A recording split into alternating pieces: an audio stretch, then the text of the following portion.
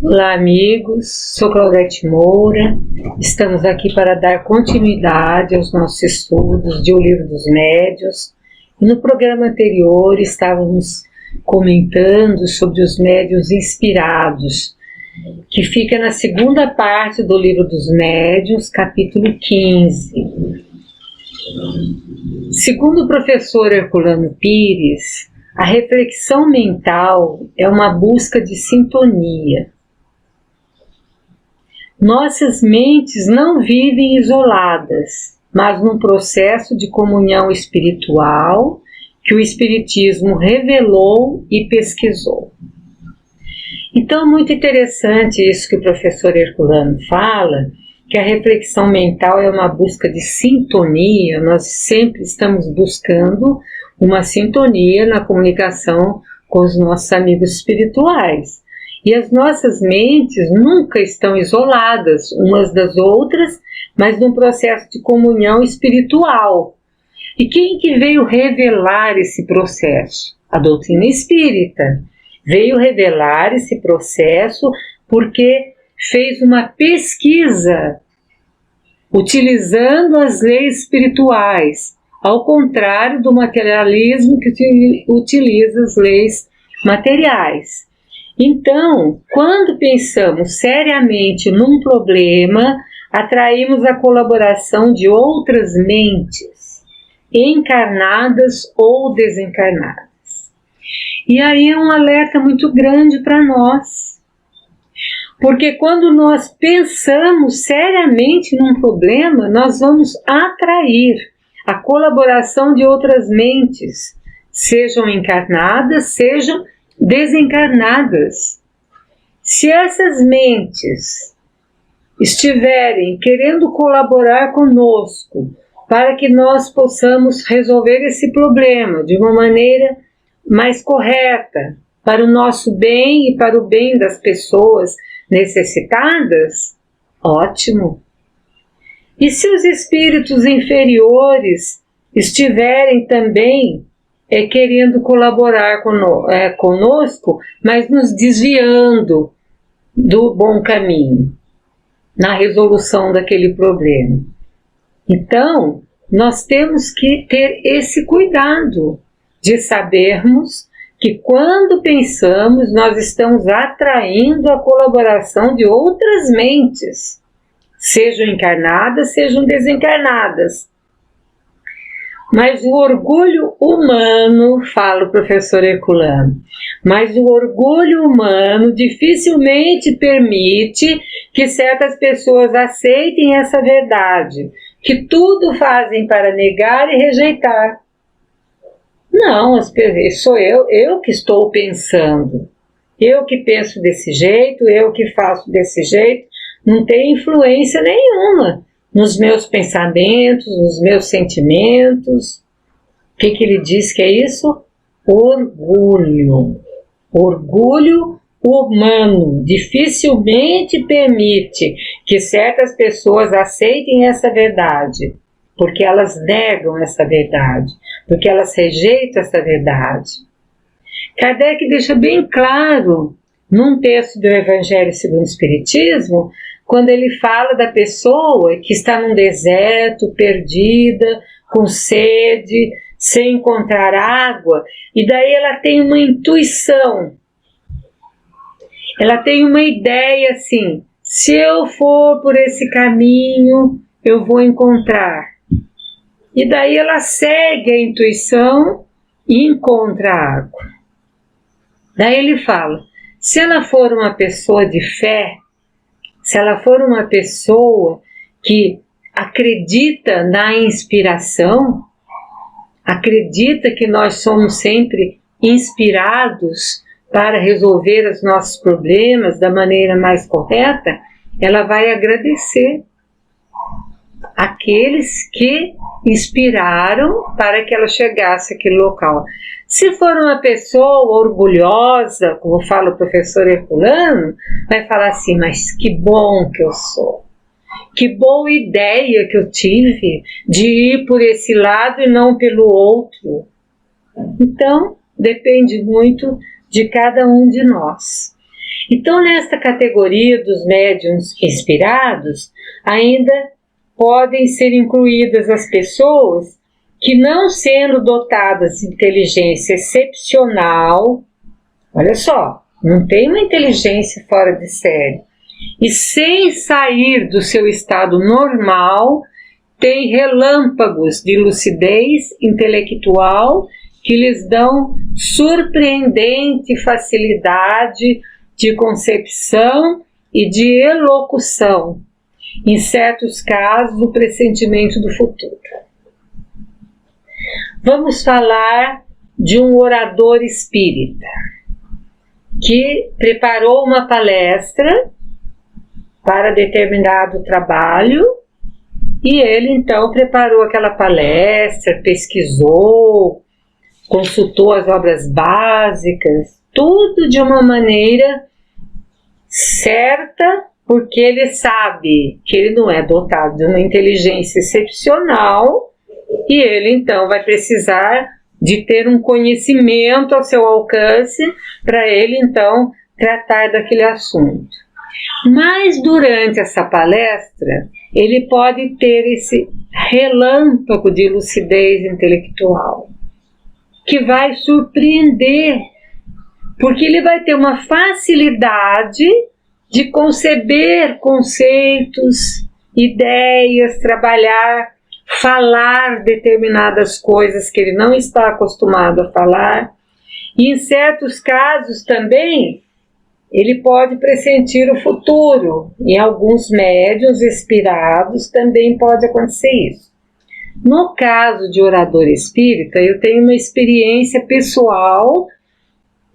O que me aconteceu, eu preparei uma determinada palestra para um centro espírita que me convidou, que eu nunca tinha ido. Pela primeira vez eu compareci a esse centro espírita numa outra cidade, diferente daquela em que eu morava.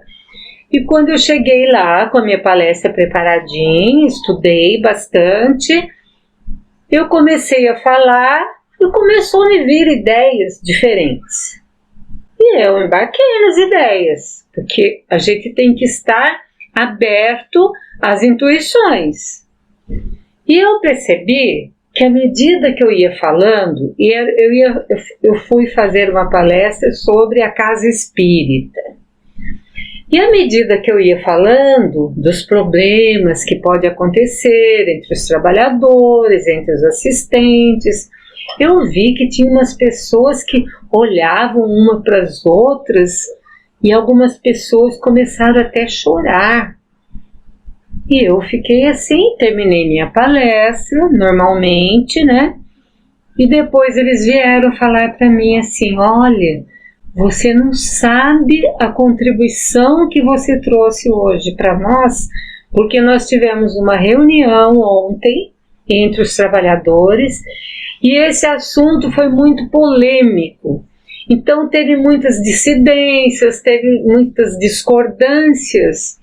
E hoje, quando você colocou da maneira que você colocou, parece que você vestiu uma carapuça em todo mundo aqui e nós ficamos então conscientes que realmente era isso mesmo, que seria necessário. Então vejam bem, eu não sou médium ostensivo, mas a gente tem que seguir aquela inspiração momentânea que vem. Nem tem uma intelectualidade excepcional, mas a gente tem que obedecer aquilo que está vindo. É claro que há um filtro, eu não vou ficar xingando pessoas, mas veio na minha cabeça, eu falei, não, tem que filtrar.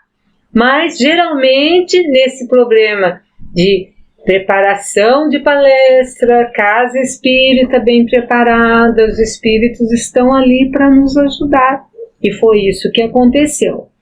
Então, nesses momentos, justamente considerados de inspiração, as ideias abundam-se, seguem-se, encadeiam-se, como que por si mesmas, num impulso involuntário quase febril. A gente vai falando, vai surgindo e a gente vai falando, Parece que uma inteligência superior vem ajudar-nos e que o nosso espírito se livra de um fardo, porque naquele momento eu estou dando voz àquele espírito que precisava passar essa mensagem para as pessoas ali presentes. No item 183, Kardec coloca o seguinte: todos os homens de gênio. Quem são esses homens de gênio que Kardec fala?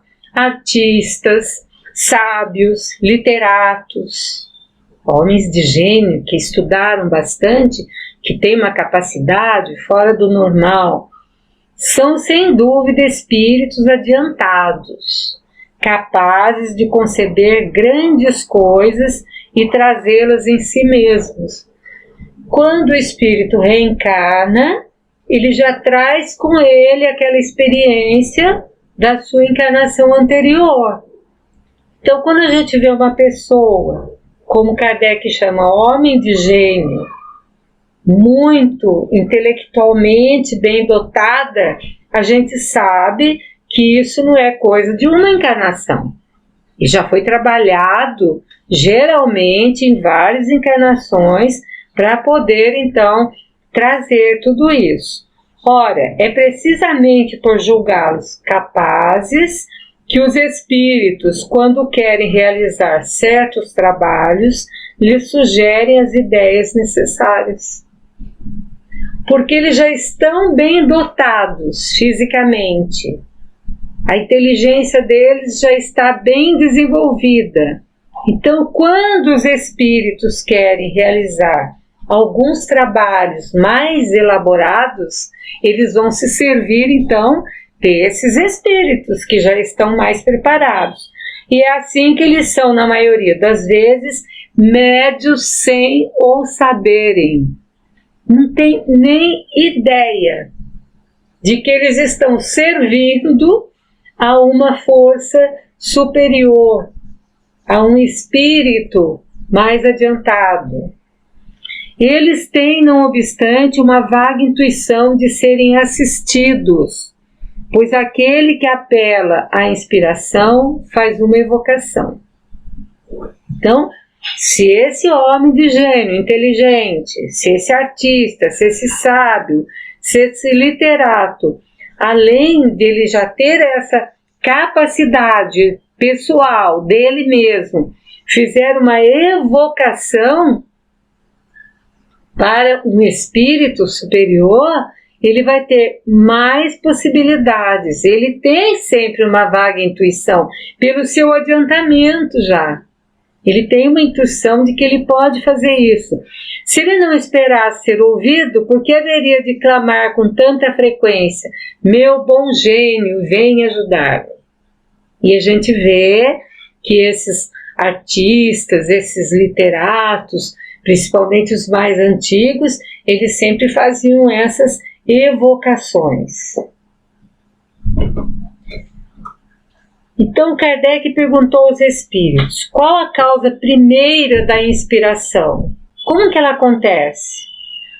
Então os espíritos responderam que é a comunicação mental do espírito. Então toda inspiração é devido a uma comunicação mental dos espíritos.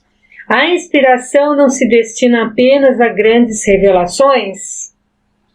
Só quando é necessário revelar um fato muito importante, uma revelação muito grande, é que acontece? Não, os espíritos falam.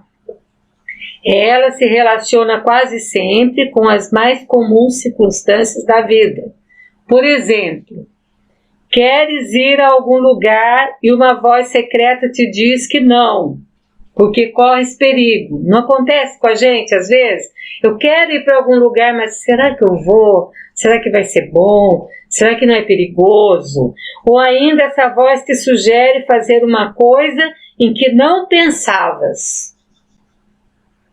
Ao invés de ir nesse lugar, faça isso. Você nem estava pensando nisso. Isso é uma inspiração, segundo Kardec.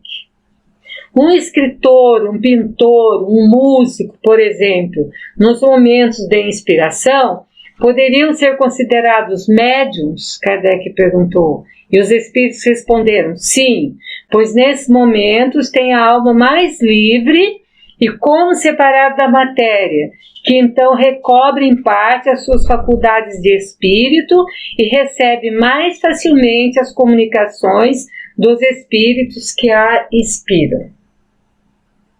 Então, nós temos que acreditar nessa inspiração. Nós temos que estar abertos à inspiração dos bons espíritos. Por hoje, então, nós ficamos por aqui.